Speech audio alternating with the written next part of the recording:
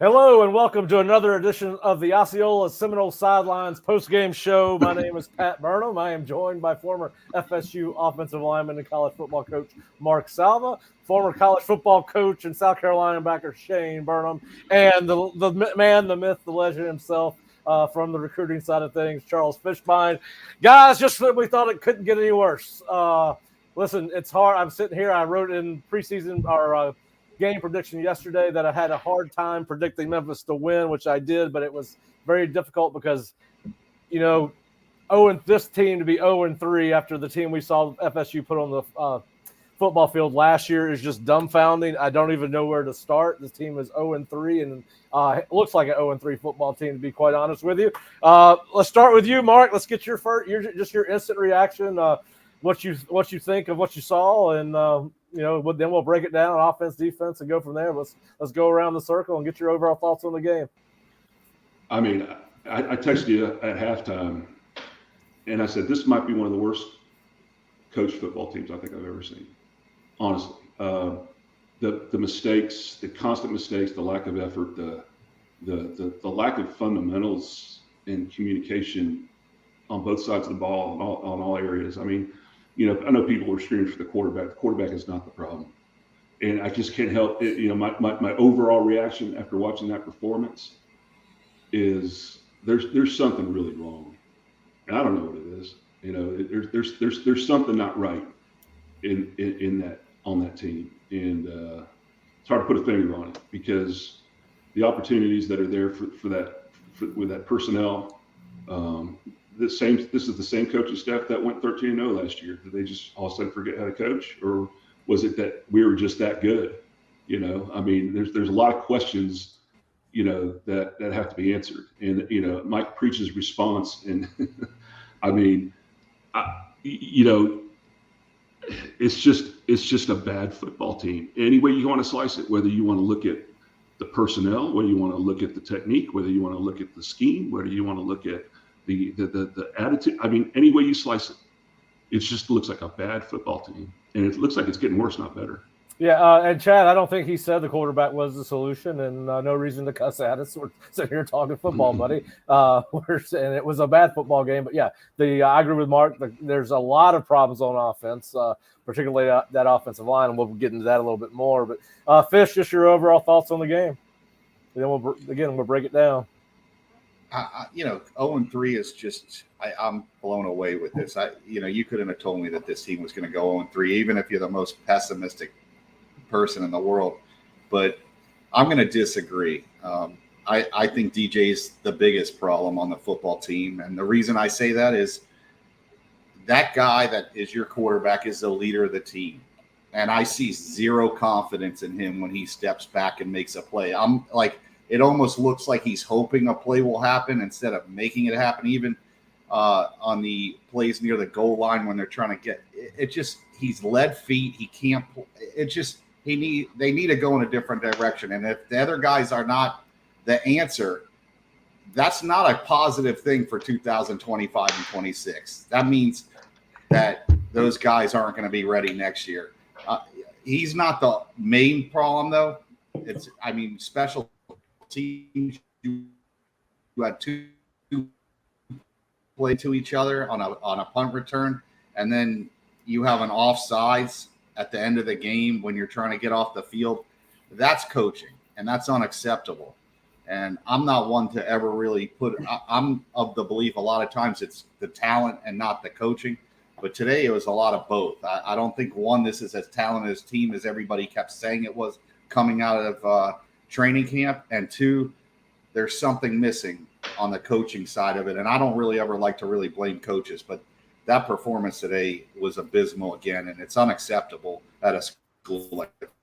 Yeah, I got multiple texts during the game about how bad some of the play was, particularly not playing assignment football on defense. Lewis Reddick pointed it out. Players don't know what assignments they're playing, particularly against the pass, passing off guys in coverage. But Shane, listen, I don't want to put you on the spot, but obviously you have a history with this recent history with this program.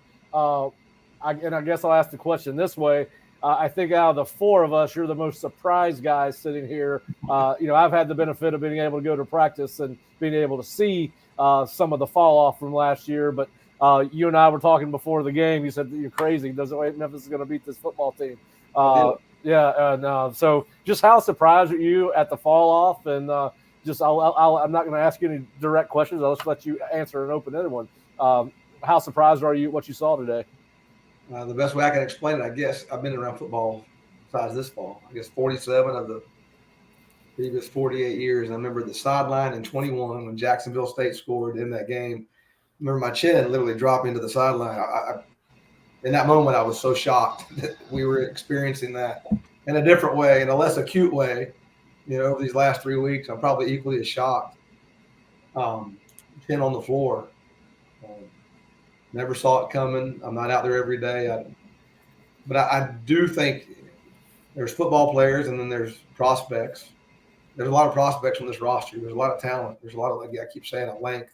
Potential. All that. The same problems continue to persist. So whether that's communication, whether that's quarterback play, whether that's, and then finally I'd say turnovers. There's not a bigger stat in football than turnovers. And great play by my man Juice to get the ball out on a ball that was badly thrown that probably might have resulted in a first down anyways. But they're not creating takeaways, and then they're giving them away. Second play of the game, you give the ball away, short field, 3-point game. Look how the game ended, right? It came down to a tight ball game. That's 3 points you gave away on the second play of the game. And I think turnovers are always telling the story. So, but yeah, there's a lot of problems. And listen, and it started right away. I was worried about ball security coming in because of the weather we had this morning. Obviously, it cleared up before the game. But you start off the game with a fumble. Memphis goes, you got to win from your defense. They stopped Memphis on a 25-yard drive home to a field goal. So it started bad and got worse. 3 of Memphis's 4 scores directly came after drives after a turnover. But let's start with the offense. Obviously, I agree with what Chad said. I'm not sure DJ is the solution to what's going on with Florida State's offense, but guys, it's not DJU is not the real reason. I mean, he's part of the reason. He's again 53% passing today, 50% last week. We saw drops again today, but really, to me, guys, the big problem on Florida State's offense right now is the offensive line is just god awful. I mean, you run the ball 24 times against 37 yards against Memphis. And Memphis is a good football team. But as somebody told me today, there is a huge drop-off between a Power 4 program and a Group of 5 program. And there's no way Memphis should have been able to control Florida State running the ball like they did. So I think like most problems when you have a bad team, it starts up front on Florida State on offense. They cannot muster a running game. And I'm going to tell you, I said it coming in. I wrote about it yesterday. Mike Norvell has no idea how to game plan with the talent he has on this offense. It's been a failure on the field and on the headsets. They do not know what they're comfortable doing on offense, and I think that's directly related because they don't think they can pass block or run block. And I know Alex Atkins got a huge raise after the season. I guess that's what you get when you go 13-1. But this offensive line has been and I didn't think it was great last year. I don't think it's competitive at all. And, I sat there and said before this 3-game run that FSU's in the middle of with Memphis, then Cal, then SMU, they had a good chance to win 3 games. I still think I like them against SMU, but this I think most of the problems on offense. Mark, you're the former offensive lineman. Give me your thoughts. Yeah, I mean, I said it earlier, and there's just a fundamental issue with how we do it up front. There's not a lot of push. We got Jalen Early had a rough day. I mean that guy he had 2 or 3 that I can think off the top of my head where God just ran right by him. I think Maurice is struggling. Looks like, but we just. The same communication things that plague the secondary looks like it plagues the offensive line too. There's a lot of communication that's got to go on, and especially when you play a front like a defense like Memphis, where guys are moving all the time. They never line up at the same place twice, and there's a lot of communication that has to go on. But like the one sack there near the end of the game. I mean, we had 3 guys blocking 2, and that guy came off the edge. I mean, all the center had to do is pop out and block them, or they slide it over, one of the two. But I mean, there's just stuff like that. You're just going, these are veteran guys. I mean, that whole left side was Rob Scott, T.J. Ferguson, and Maurice Smith. That shouldn't take them by surprise, right? Yeah, I'm surprised that T.J. Ferguson is playing over Andre Otto. I still don't understand that one. And continue. But it's just the attitude. I mean, we're not physical. We don't get off the ball. We're late off the ball. The ball snapped and we're standing still. It looks like we're catching. We don't push. We're too high. I mean, there's so many things. I could just go down the list, and it's just not good. And let me tell you something. You put any quarterback back there, you're going to get him killed at this point. I mean, honestly, you're going to get him hurt. It's that bad, Fish. Can I say something? Go ahead, Shane. Just to piggyback on you and Mark. To me, I've coached in the P5, the group of 5, whatever the heck they call it now. The biggest difference is the line of scrimmage, right? So you look at last year, the jump from Houston, UCF, BYU, and Cincinnati coming into the Big 12, which is not a great line of scrimmage league, by the way. And only UCF had a winning record. I can just tell you the biggest difference in those 2 leagues is the line of scrimmage, and I can tell you that it didn't seem that way today. And I thought more on the offensive side of the ball than the defensive side of the ball. But I don't think even the pass rush didn't show up today. But I do think the line of scrimmage between the group of 5 and the Power 5 or Power 4 now, the disadvantage that they should have had coming into this game and throughout the 4 quarters of the game never showed up. And then when it comes to coaching last year, this year, Jimmy's and Joe's, man, like if you're arrogant enough, and I'm not saying anybody is, but it's always about the players and the guys, the horses, and then trying to put them in the best position to get out of their way and let them go play. And they got horses, man. They got horses. So that's why we're all sitting here just perplexed. Because it's not like, I think Shane said it. We got prospects. We don't have football players. And I hope people understand the distinction. The ability of a guy to instinctively know what to do, play the game, timing. Just naturally as a natural football player. These guys are athletes that are not necessarily football players. They have height, weight, and 40 time, but that doesn't make a football player. I think you fall in the trap sometime as a coach, me included, right? You see a guy and he's length, he's size, he's speed, he's bend, he has the qualities you're looking for, and you think, well, listen, I'm going to be the guy. I can do this. And then you not arrogance, whatever you want to call it, but I can teach this guy how to do it. There's some element of that, but there's a huge element of the guy just being able to play the game. I mean, how many times the great ones have all of that and they can play the game, right? That's right. And then you get guys that maybe don't have any of that, but they can play the game. They're really effective, like that quarterback. Like that whole Memphis team. I mean, they look like there's a lot of those guys are just good football players. Yep. Fish, what are your thoughts on the offensive line? Played 3 games, and how what? I know you want DJU replaced, and we'll talk about that in a second. The offensive line's very disappointing because you're talking about guys you talked about, Maurice Smith, and these guys are older.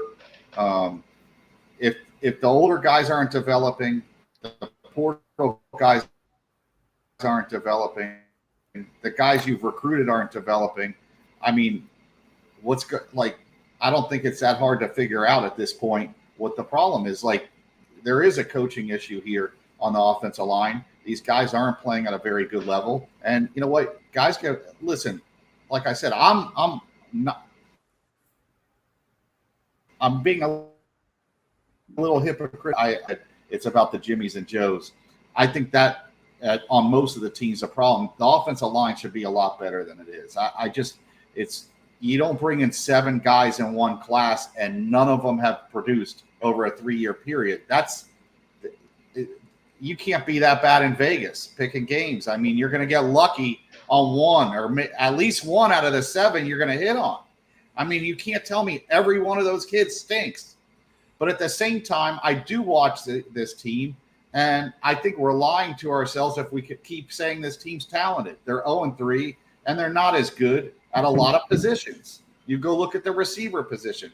This is a position that has a lot of good young kids that are in the freshman class, but they missed with that junior class and that senior class. The McLeans of the world that are no longer on teams. Vandrevius Jacobs no longer on the team. Joshua Burrell. And then the misses of guys that they just missed on. And the upperclassmen aren't that good. You can't have a team that the mismanagement of certain positions is so out of whack and then expect the results. You don't have both. And the overuse of the portal has killed this team. I've never been for it. I'm going to keep saying that. I think it's icing on the cake. It's not the cake. If you continue to build with the portal, and that's how, hey, if your mentality is, hey, if we miss on this kid, it's no big deal. We'll just go to the portal. What happened at that 1 year? That position is weak in the portal. And it just happens to be we've talked about it. They've got Marvin Jones and they got Pat Payton. They're basically the same guy, and you have them both on the field at the same time. You need more of a strong side DN that can hold up on that on those run plays. That's what Verse was. That's what they had with Jermaine Johnson. They don't have that this year. If you watch this team and think they're talented, we're looking at two different teams. Well, here's the thing. Yep. Talented. I remember Kier, Jermaine. To your point, maybe JV Verse. Dwayne, DeMarcus Walker. Well, and to Coach Salva's point, good players. Hey, why'd you do that? And sometimes they can't tell you. I don't know, Coach. I saw this. They play outside the scheme sometimes. They feel things. They see things. And, into the degree that they're right, you trust them to do that. But part of it, too, is putting players in position to utilize their strengths. I mean, why is Pat Payton covering the tight end on the boot? Oh, by the way, multiple blown coverages by the defensive ends on zone blitzes. I mean, multiple today. I got it notated on my sheet. I remember when Brad Lawley came in. Brad told me this. May he rest in peace. When he came in, you remember we used to get on Charles Kelly for dropping DeMarcus Walker in coverage all the time. Brad told me when he came in, he says, "We're not doing that anymore. My job is to teach that guy how to rush the passer. We're either rush the passer. We're not dropping him in coverage anymore." I mean, why are you asking Pat Payton to cover that guy? That's ridiculous. I always think when you take your best pass rusher, no matter who it is, Pat Payton, any place you've coached, Mark, when you take your best pass rusher and you ask him to drop, it's like taking Aaron Judge and saying, "Hey, lay down a bunt." Like what the heck are we doing? That's not a strength. If that's the scheme you got, you put somebody else there that can execute. Make him go get the quarterback. He would have been better if he would have just let that guy go and he would rush that guy and put his arms up. I mean, I think I could be wrong on this, but I thought he played better today. Is Cam Riley? I think is that guy. I think he's. Well, he got hurt early and never came back. I think he's kind of all right, but early in the game, he reminded me a lot of Christian Jones. I think he's one of those guys that can play in space. He looked like he was more. He started to feel like he was starting to get it. I felt like early in the game that Riley. I thought him and Cryer played the best games for linebackers. I could be dead wrong, but they looked like they were actually functional and belonged out there, where you didn't see that in the past with some of these other guys. Well, and I want to go back to what you said about the portal, because the portal's here to stay. And Mike helped. One of the things that helped him rebuild this program was the portal, and he's not going to go away from it. Now, I don't know how many guys he's going to sign every year. The difference in the portal this year as opposed to the last 2 years is they found superstars in the portal the last 2 years. There's not a difference maker that they brought in out of the portal this year. And you brought in leaders with the portal the last couple of years. Go ahead, Shane. The truth about the portal is this, because that was my job the last 3 years. It was a less involved role. I didn't coach as much, so my job really was the portal, and one of my main jobs was the portal. And the truth about the portal is this, man. There's not many good players in the portal. Right. They're in the portal for a reason. There's very few that are there because they can demand. The Barron, I think it's Barron down there at Miami. Nick, the kid, Cam Ward, Scarton went from Purdue. I really thought in the portal last year, I thought there was 2 DMs that I thought were outstanding players. And what the portal, when you watch it every year, there's not many good players in the portal. That's the truth. Yeah, so, we hit the portal early. It's become diluted. Right? Yeah, we were organized early. We were aggressive early. And here's the truth: that evaluation matters. Yeah. Look, just because you have money, good money after bad product is not money well spent. So spending more for less. You have to be able to evaluate in the portal, and that's true. And when you hit, and then It's an inexact science, and when you don't hit, you don't hit. But Shane, defensive ends, everybody in the NFL is looking for a top flight DN. All right, you're talking about two guys out of 150 teams in Division I now, or 140. It's FSU hit the mother load 2 years in a row, and now it's. I said it's not sustainable. They landed 2 first-rounders, and you did a great job as far as with Verse and you guys spotting him. You're doing a great job spotting him. I am going to give you credit for that. That's what I was trying to say. All right. I'm going to give you credit. You deserve credit for Jared Verse. Just like, there's some guys I take credit for. But, you name names, Fish. Name names. Hey, Brian Stork was one of them. I mean, Josue Matias. Yeah. Hey, Chris Otto. Yeah, Chris Otto. You're talking about Chris Otto. So both of you were right on Chris Otto, by the way. So we're excellent talent evaluators. Shane. We're misplaced. We've been displaced by the Football Society. But then you go in the portal and listen. I liked Marvin Jones coming out of high school. I thought he was a kid that had a lot of upside. He was athletic, big, long, athletic. But then when you go to college, that 5-star ranking doesn't follow you. No, he's not a finished product. And the reality is, he wasn't finished coming out of high school. Neither was Boots. Both of them were big, long, athletic kids that needed to put weight on, get bigger and stronger, and actually learn how to play. Because a lot of these guys down here in South Florida, and this is, while there's great, you got the athleticism. Most of them are just let go. They're basically chasing guys and using their athleticism. They're not asked to play in a scheme. You're see-ball, hit ball.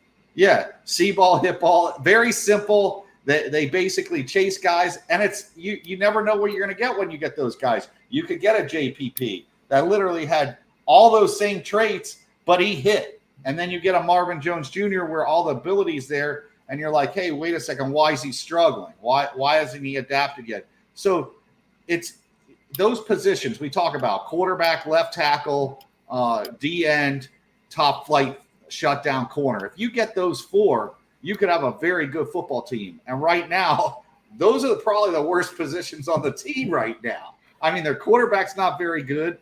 They don't have a left tackle on the roster unless Simmons could figure it out. They don't have a top flight DN, a guy that could set the edge like a Verse or whatever. They got some, and they don't really have that shutdown corner.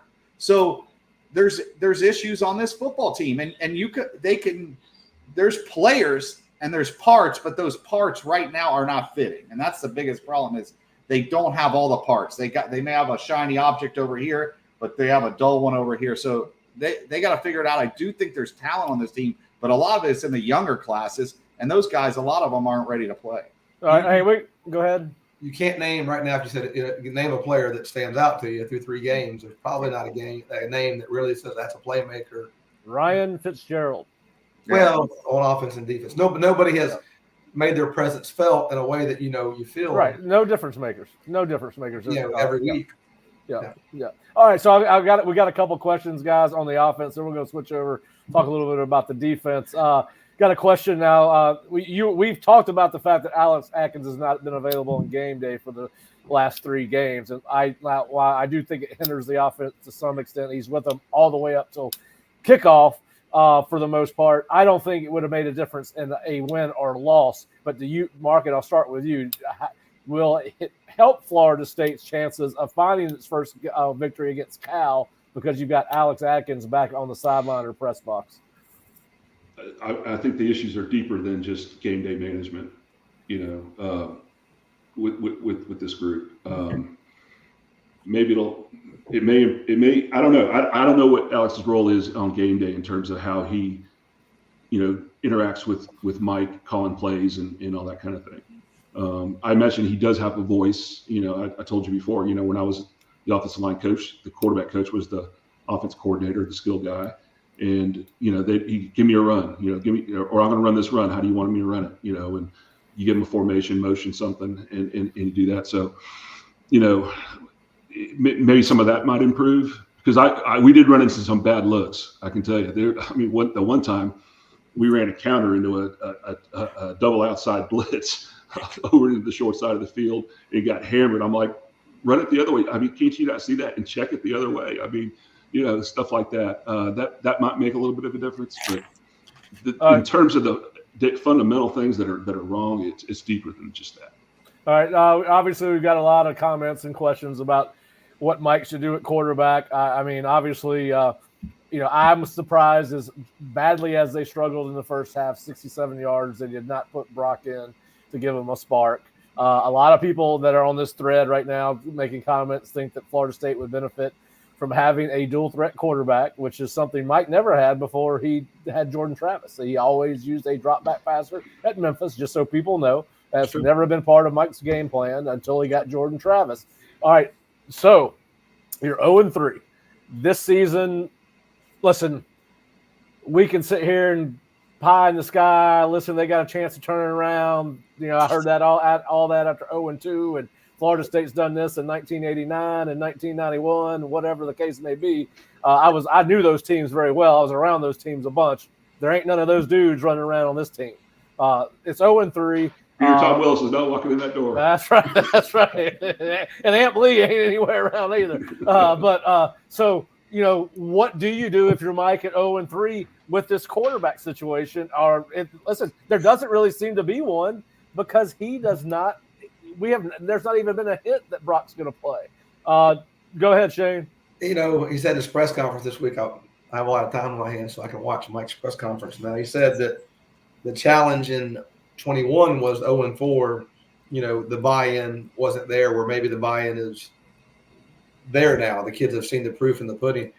I think it's harder now, actually. I think, back in 21, you're building a program, and while it was certainly hard, and he was unbelievable in that moment, I think it's harder now. And then as far as quarterback goes, I think at some point, right, it's the most important position on the field. You went up front, line of scrimmage, but then the guy that touches the ball every play, I think at some point you got to look at giving somebody else. Is Brock that elusive? He's much more. He's an athlete. I tell you, he's underrated as an athlete. Now he would be able to force teams to account for him in the zone read game. I don't think there's any doubt about that, because he's very capable of breaking off a run for 4, 5, 6, 7, 8 yards. And if you totally don't play him, he's going to run for 15 or 20. Listen, I think now I was literally to pull the trigger on this about next year. Now it's about the future. But at 0-3, go ahead. Let me ask you something. All right. I forgot which game it was last year. Brock took off and ran. He scored a touchdown on a run. I'd bet my house right now that DJ will never make that play at Florida State. I mean, I'm sorry. This kid, I hate to beat up on him because he seems like a good kid, but I literally have no hope after watching that drive near the goal line. I mean, he literally, it's hard to watch. And I don't think I hate to say it, he doesn't look like he's having fun out there. It looks painful. I mean, I just personally think Shane's seen Brock before in practice, seen a lot more of him, so he could say this. I just think, I saw enough from him last year that, you know what, he was put in the most uncomfortable position last year on a team that everything was going well, and he never got broken. And to me, mentally, that means something. I think DJ is mentally weak right now. I hate to say that. I think Brock he was put in a position that he wasn't going to, unless he lit it up, it wasn't going to go well. He had to play against Georgia with literally walk-ons and stuff. He made plays. He made that throw to Portier in the game. That was a beautiful throw. He's made plays that I'm like, all right, at least you have hope if he's out there. He was a sacrificial lamb against Georgia, buddy. Yeah. I mean, he was sacrificed to the football gods. I'll tell you what's cool about Brock in my experience. And, small sample size, he got hurt last year, so he was out for much of the 23 fall with an injury. But I remember in one of the first scrimmages, I was standing behind the offense next to Mike, because that was my vantage point during the scrimmages. And so I'd hear Mike coach the quarterback, which was fun to hear. And one of Brock's first, there's a scrimmage every fall. The quarterback is live. The young quarterbacks are live. That's a big deal, right? Young quarterback, first time live versus the defense. They called one of these run options where it was, you can keep it, read the leverage of the defense, or you can give it. And he turned to Mike as soon as the play call came in. He turned around to Mike and said, "I'm keeping the dang ball." And I kind of chuckled and thought, that's cool. That says a lot about that kid. Fast forward to Florida. I believe his first play in the game at Florida. That he recognizes a pressure look. They had showed the kids all week.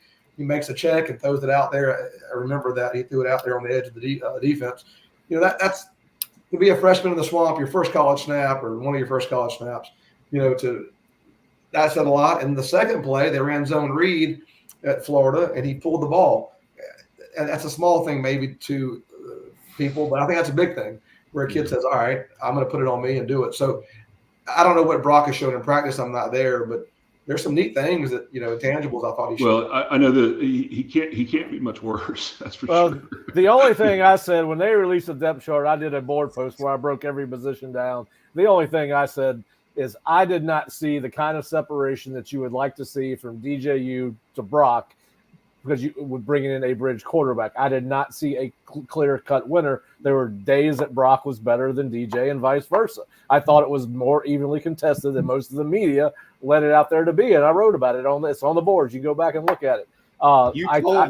You told me off the record, and I'm going to put it out there, but you told me, hey, listen, there wasn't that much of a gap, and you're like, DJ, you had concerns. I mean, listen, you watch, if you're objective, you would be honest. I just think the other people, because they're pacifying the coaching staff and stuff, told everybody how great the offense looked and great the defense looked. And honestly, they couldn't have been that great and looked this bad. It's impossible. Well, I didn't think the offense looked very good during camp. I didn't think it'd be. I thought FSU's defense. And listen, we saw FSU play much better against the run. We'll talk about defense in a second. But listen, I think this team needs a shot in the arm. And you mentioned I finally saw a visible reaction from DJU for the first time in 3 games, where he got excited after he completed one of those passes there in the second half. And listen, you see the wow throw to Malik Benson, but then you see all the other stuff. It's hard. And listen, I think that Brock brings energy to the when you watch. He's enthusiastic. He's a good teammate, and I think he's got some credibility within that locker room because of what happened against Georgia. Dude, he's been there. He's worked hard for the last year and a half. He's not he's a Florida State football player. He's not someone that's been. But to Mark's point, anybody's going to look like shit behind that offensive line right now. I mean, that's just the. I mean, you're not gonna see Brock's full potential because they can't block for him, because they can't create a running game. And listen, the point is the issues are not just quarterback. Yeah, to start. Yeah. I mean, I guess we're being unfair, but it's the quarterback position. But the issues are not quarterback. Totally. Yeah. All right. Not just quarterback. All right. We got a question from Odessa. Will be Russia again. Do the Noles have the worst offensive line in the Power 4? All 3 games have been dominated. They've been dominated. You're right about that, but Odessa, I'm going to go out on a limb here. Thanks to the ACC inviting SMU into the Power 4 conferences, SMU's got the worst offensive line in Power 4 football. Florida State. Now, this does remind me of the year where they played Syracuse, and it was just this awful, ugly game on the offensive line. I can't remember if this was Willie's last year or Mike's first year. But no, SMU is worse. I don't know if any of you guys have seen a worse offensive line than SMU. But he paid to ask the question, so everybody's got to answer. Does Florida State have the worst offensive line in the Power 4 through 3 ball games? Well, I haven't watched everybody else. Well, it's the worst. It's the worst one I've seen. That you've seen. It's the worst one I've seen. I've had to go through the nightmare experience of watching SMU because Florida State. Does Mark have about 20 reps left in him? I mean, come on, man. I had somebody. I mean, they got some 20-year guys out there now in college football. Mark's got to have at least one season left. There's a guy in Tallahassee making some noise around town that Mark needs to come back as the offensive line coach. Look, I got my handicap down to single digits. I'm not doing that. I don't blame you. Okay, all right. So what we're gonna do? You got to help. We're gonna come back and talk about the gang that can't tackle straight after 90 seconds of commercials. We're gonna come back and talk about Florida State's defense, and then what does Florida State do to try what they build off of this game, because there were some bright points on defense, particularly against the run. But we'll be back in 90 seconds, talk a little bit more Florida State versus Memphis and where did this program go after an 0-3 start. The Backshore.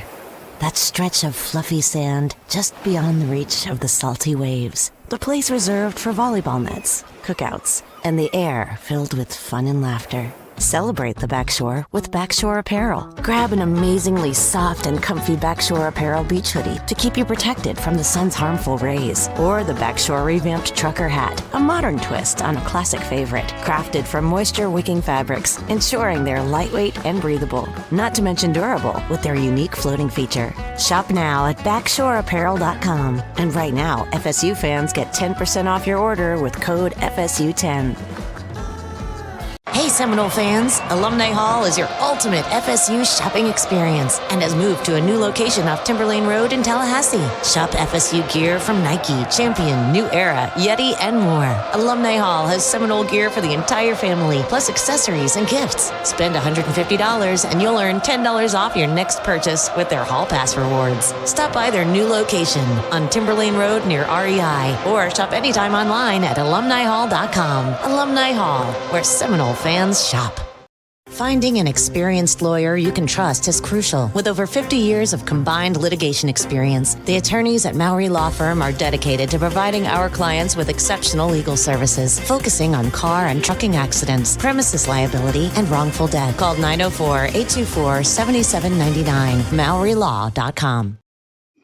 All right, welcome back to the Osceola Seminole Sidelines Postgame Show. I'm Pat Burnham, and I am being joined today by former FSU offensive lineman and FSU and South Carolina coach Mark Salva, Charles Fishbein, and former college football coach Shane Burnham. And guys, we just talked a little bit about the offense. Let's switch over to the other side of the ball. Listen, I thought this was a team that Florida State might have some success stopping the run against.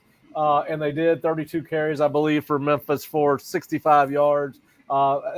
Memphis had 3 offensive linemen that were making their first career starts this year, only career starts this year, so very inexperienced. Florida State did do a good job against the run. But listen, the pass defense, we heard Louis Riddick talk about it on the television copy. Multiple people I was in contact with were talking about they're going to do this. They don't know what they're doing. They got to confuse. They don't know how to communicate. Louis Riddick says, particularly on the defensive back 7, players don't know what their assignments are consistently. After spring football, fall camp, and 3 games, these mistakes got to stop, guys. And listen, the defensive line I thought played well. I thought we saw better play out of several guys up front. But you're not getting it done against the pass, and it got you beat up today. I believe they were 25 of 38 passing the ball. They were 7 of 17 on 3rd down. Still can't get off the field on 3rd down. Shane, we'll start with you on the defensive side of the ball. What did you see from Florida State, and what went right, what went wrong? Well, I mean, I didn't expect Memphis to be able to run the ball at all, honestly. I thought it would be a very one-dimensional game just because they don't have the horses up front to match Florida State, and they don't do anything scheme-wise to challenge you. It's very vanilla offense to me, whether it's formational or the scheme itself. So I didn't think they could run the ball, so that's not surprising to me. Certainly, again, I think teams are forcing Florida State to communicate, whether it's what I would call 4-strong formations, whether 3-by-1 with the offensive formation and a back tilted strong, and then creating motion to a 3-by-2 formation that creates new communication. All those things continue to me rear their ugly head where they're cutting routes loose. Felt Pat Payton on the one pass rush, certainly nice, chop spin, got off the ball, got vertical, and opened that tackle up and finished his rush. But don't feel the rush really. And I think the same problems defensively as far as communicating who we're covering. Even on the drop, the 4th down conversion, that the tight end was wide open, that they dropped the ball. The safety was on top. That wasn't his guy. So I think just people are doing a good job. And again, I'll go back. My answer to that is go play some vision coverage, right? Go drop, go let your guys pass, not have to communicate and pass things off. Just go landmark drop and let your big Florida State dudes that can run and hit and cover all that space, let them do that. Yeah, Mark, what did you see on the defensive side of the ball? That they. I actually saw some improvement. I'll tell you where I saw improvement. Instead of guys being wide open and everybody turning around looking at each other, at least guys were yelling to go cover that guy. Right? I did see some of that on the touchdown. Right. I saw that. Like, hey, he's coming. So at least they recognized it like a split second earlier instead of just be totally clueless. I guess that's improvement on some level.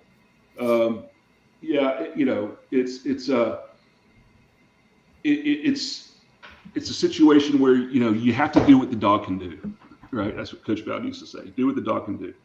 It's evident now these guys are not ready to do whatever it is they're asking them to do right now. And I'm with Shane, how can we simplify it? How can we, see ball, get ball? How can we get these guys to utilize the things that they do have to get a result? I mean, at this point, it's not about what kind of football you play. At this point, it's just win the freaking game, right?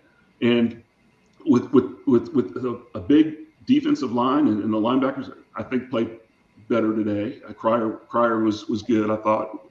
Riley was better, but man, that was the issues in the secondary. Obviously, guys wide open, and then the other issue, the tackling. Oh my gosh, awful. They don't want to tackle. Oh my God, I mean, I don't know if there's business decisions going on here or what it is, but I mean, we'll sometimes run into guys. Sometimes we won't even run into them. Yeah. Tackling's two things, right? You know this, Mark. Attitude and effort. Yeah, that's it. I mean, it's two things: attitude and effort. Your willingness to do it, and then and how fast you're running the ball to get it done. So I mean, and I know there's.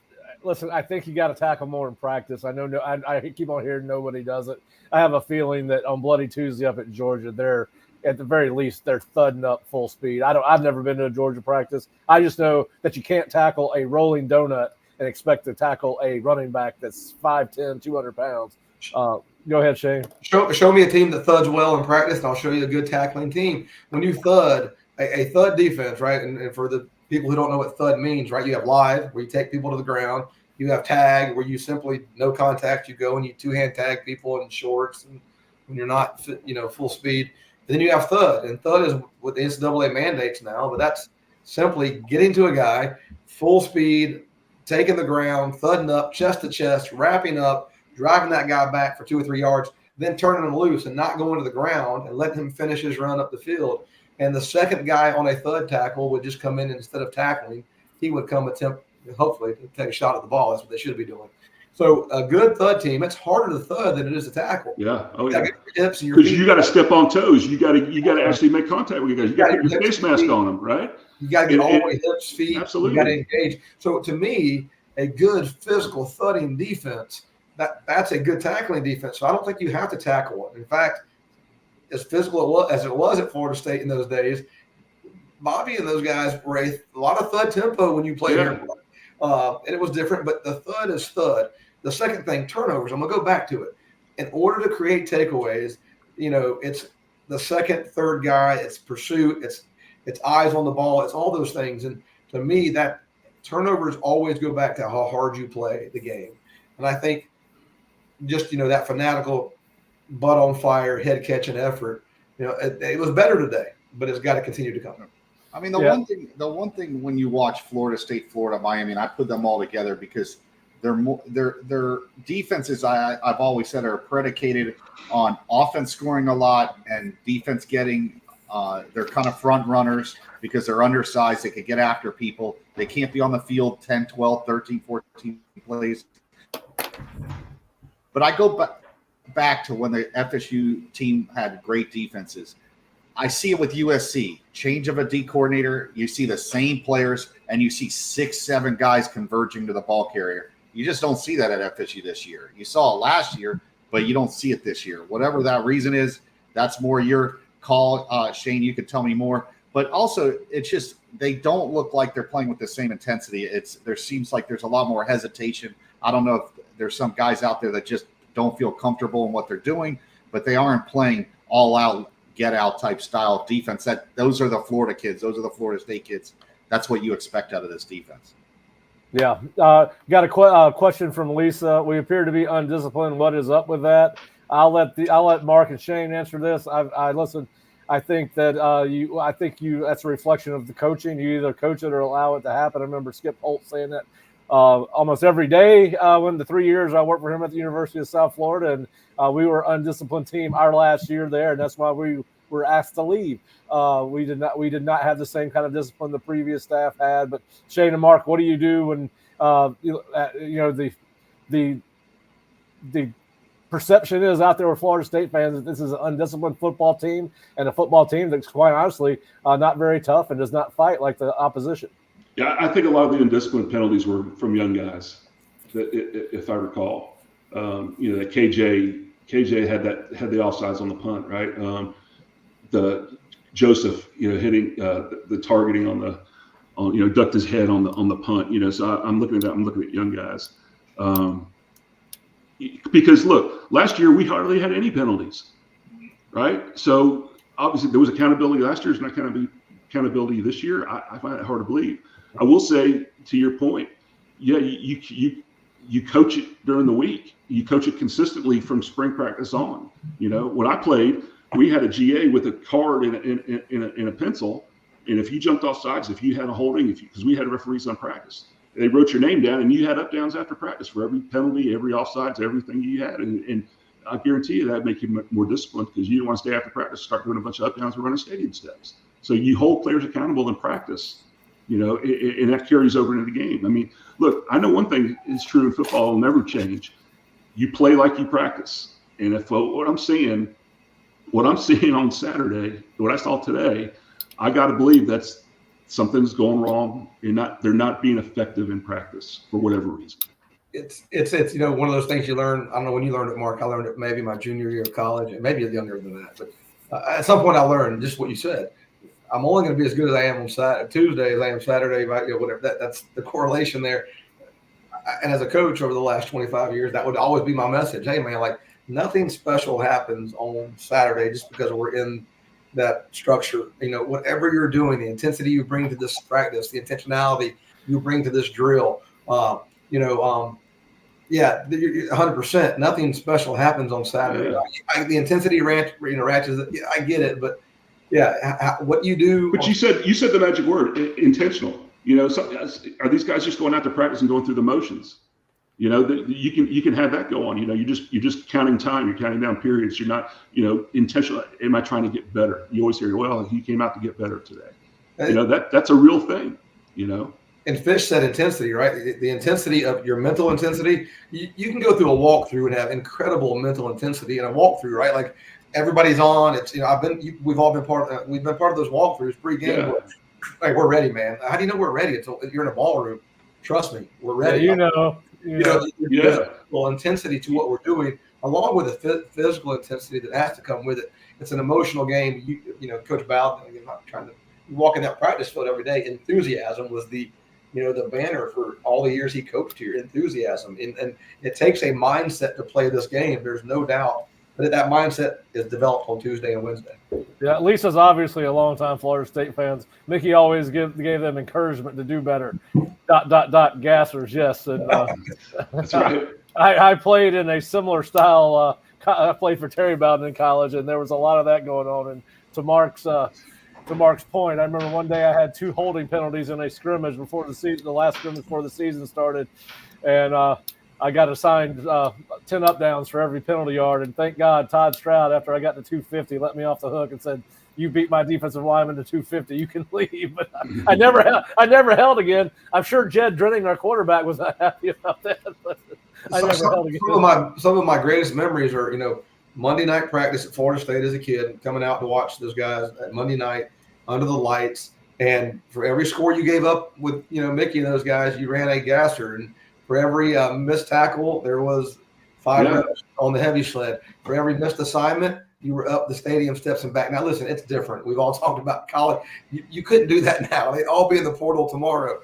But accountability, is the point, right? And I think at some point too, right? Just whether you held me accountable or not as a coach. And Coach Salva was, if I was his guard on punt team, he'd hold me accountable. But at some point, I didn't want to let my teammates down. And at some point, whatever that is, my biggest fear as a player was, oh my God, turn into Mark or turn into Pat or turn into Fish and letting him down. Yeah, that's the greatest accountability you can have. When that accountability comes from within the locker room, you've got something special. Yeah. All right, boys, it's a long road to hoe for this football team at 0-3 with 9 games left. I'll take this question back to Mark and Shane. I honestly don't know what you build off on offense at this point. I think it's I think that's a hard fix. I don't see any easy answers on the offensive side of the ball, short of playing two quarterbacks and seeing if Brock gives you a spark and opens up the running game a little bit more for you because he can run the ball. Defensively, you stopped the run. You should have against a offensive line that was not nearly as talented as your defensive line. I think that's what you build off if you're Mike and Adam on defense. What do you guys think? Yeah, how do you fix this? Is what you're asking, right? Yeah, what do we build off of? Well, what do you build off of? I mean, I don't know that the communication on the back end it could get better. I don't know if it's going to ever be fixable because of what they do schematic, right? They put themselves in some weird situations and they do some weird things like having defensive ends drop when it's not. Look, I said this last week. You got to find something that they can do and they can do well, right? And then that was my thing for the key that, looking at the macro for offense, what can these guys execute? It's got to be something. I mean, whether it's the zone, the counter, but hone it down. Get simpler. Find something that you do really well, and is run it to death and make sure you cover every contingency that could possibly happen, and do that, right? If all you can do is run inside outside zone, then do it all day, every day. Drill it. Have all the contingencies built into it, and then build out from there. But you have to have a core of something that you do well. Right now, we don't do anything well, and it feels like, it's a mixed bag of we try something, doesn't work. We try something else, it doesn't work. We try something else, it doesn't work. There's got to be some consistency in what it is that we do offensively, and you just got to coach every single detail from where your head is. I mean, if you as an offensive lineman, my head's in the middle versus on the armpit, that's a huge difference. Right? If the linebacker's shaded this way versus that way, it's a huge difference. You got to coach the little details on all of this stuff, because right now it seems like there's so much left to chance, or we're just not good at any one thing. That's what I would do. Shane, what are you doing off of your Mike and Adam and Alex? Yeah, as a defensive coach, I always thought the two things I was going to control in my room, we're going to lead the nation in effort and being the most physical unit in the country. Now, whether that was real or not, I don't know, but that was our goal. That was the two things we were going to control, man. We were going to fly to the football, and we were going to be accountable to that. And then when we got there, we were going to try to put our pads on you. And Tuesday, Wednesday, we were going to try to do that. And then so I would just demand that. I mean, you just demand that over and over and over and over. And then that's all you can control. And then lastly, I think the fascinating piece right now will be the locker room, right? Because you're 0-3. It's just the locker room is always tough when you lose. It's especially tough when the expectations are what they were, and the portal and the NIL collectives are what they are. It's harder than ever. So I think the fascinating thing over these next couple of weeks will be how that plays out and how it affects the. Well, which leads me to my next question to Fish. Fish, we saw some fallout from the 0-2 start last week on the recruiting front. You have a high-profile recruit in here on the official visit this weekend, and linebacker TJ Alford, who's committed to Ohio State. How do you think this is going to play with not only the kids Florida State's got committed, but the kids they're trying to get on the hook for this 2025 class? Yeah, I'll keep repeating this. I know as fans are emotional and they think that nobody's going to want to go to Florida State. If you're a kid like TJ Alford and you're a stud and you look on that field, your ego is telling you that you could come to Florida State and get this thing in the last 2 years. So there is a proof of concept that they've done this before. This kid comes in and watches what he saw today. There's got to be things he likes, and that's a selling point. You got to sit there and tell this kid, hey, you're going to have a chance to come in and play right away. We're not lying. You saw it live. We believe that you could come in and play as a freshman. And that ego, you got to make these kids, that's all it's about now, other than, throwing in the bag. These kids have a big ego. You got to sit there and make them imagine that they're out there with this team. I always go back. I'll never forget, Timmy Jernigan was one of those kids that FSU wasn't supposed to get, and I'll never forget going to the Florida game, and he was in that locker room. And he was on campus that they're part of this. This is their future. They're going to get it done. And Fish, you still with us? Poor me, this, that. You can't do this poor me thing. You got to go out and recruit these kids, and I think they still have a lot to sell. But it's on those coaches to sell it. I'm not getting paid what they're getting paid. I could go out there and sell Florida State right now. I don't think it's that hard. Yeah, listen. I think the bigger the brand, the easier it is to recruit. And but they got their work cut out for them right now at 0-3. And listen, they've got some. Listen, there's no way to. They got some bad ones coming, boys. There's no doubt about that. If they don't get a lot better, and I don't see, particularly on the offensive side of the ball, how you're going to get night and day better from what you are right now. You're a quarter of your way through the season, guys. We can sit here and say it's only the third week of the season, but in college football, you only get 12 chances. And this team does not look like it's going to be competitive. Listen, and Cal may not be great on defense, and we may be in line for another game just like this next week because Cal can play defense. Hey, I'm gonna jump in because I know Pat's going to say, or Shane's going to say something. All right. Football, like any other sport, these guys don't have a lot of games in them. All right. They got 9 left this year. All right. If you can't go and give it everything you have every week in football, then honestly, this is a wrong sport for you. You're right about that. This is a gladiator sport. Like, fans go off emotion. These guys put everything they got into it every week. Trust me. You go out, you're jacked up, whether you're 0-3, 0-4, or you're 5-0. You don't have many of these. There's no easy way out, right? There's no easy way. The only answer is to bear down and grind it out. And a lot of those guys have careers on the line this year. Yeah. You don't think film don't lie. They're losing money. They're losing money. So this is a chance individually. As a coach, you got to sit there and say, as a coach, hey, listen. You play crappy, you may be coming back next year. Forget about the NFL. So that should be motivation. I mean, there's still a lot to motivate guys in that locker room. Well, there's a lot of guys that thought they were going pro that probably aren't now, or their draft stock has dropped a ton south. But go ahead, Shane. The two things. Okay, I'm gonna go back 0-4. The only, I guess it's similar, right? I was with Mike during the 0-4 season, so I'm gonna try to go back and draw on that experience. I've told Pat and maybe Mark and Fish privately, the response that Mike had in that moment was, I think it's been chronicled, right? It was unbelievable. I thought the way he responded and everybody. But in that defensive room, I wasn't in the offensive side of the ball. The way the players responded, and I'm talking specifically Keir Thomas and Fabian, and there were several other kids. Jermaine was fantastic during that time. There were several kids who helped us.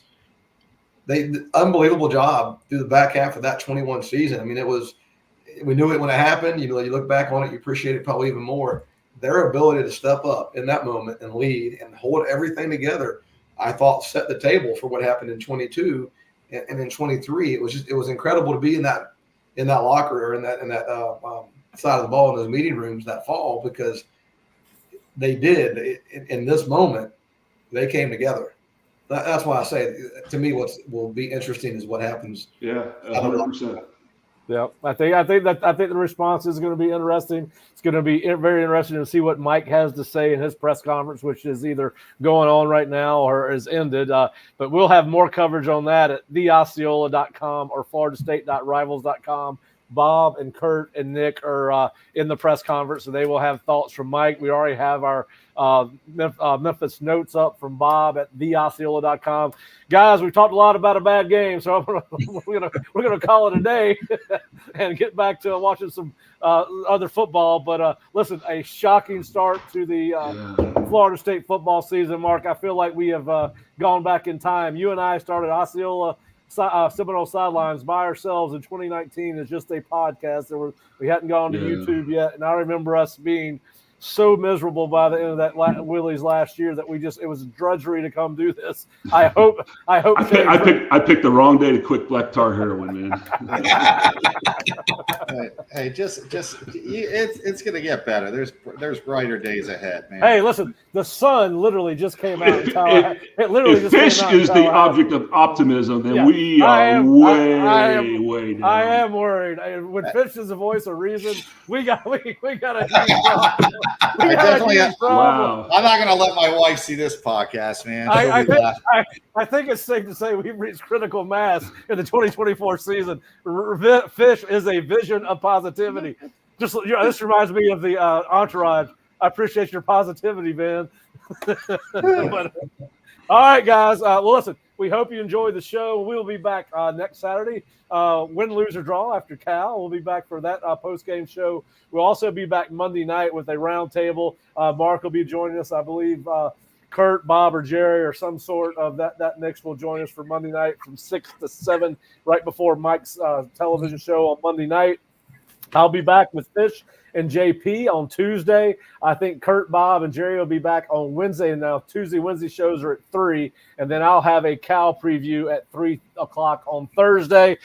Try to enjoy the rest of your Saturday afternoon and Saturday evening. As I said, the sun just came out from behind the clouds in Tallahassee. We've seen Mike turn around a team before. We'll see if that happens next. But he's got to start next week. But they got a long way to go. There's no way around that. But thanks, guys, for joining me. And if you please subscribe to the Osceola YouTube channel if you haven't done that. You get to sign up for notifications so you know when we're coming back. And please check out all the coverage, post-game coverage on theosceola.com. And have a great Saturday. We'll see you again on Monday. Take it easy, man.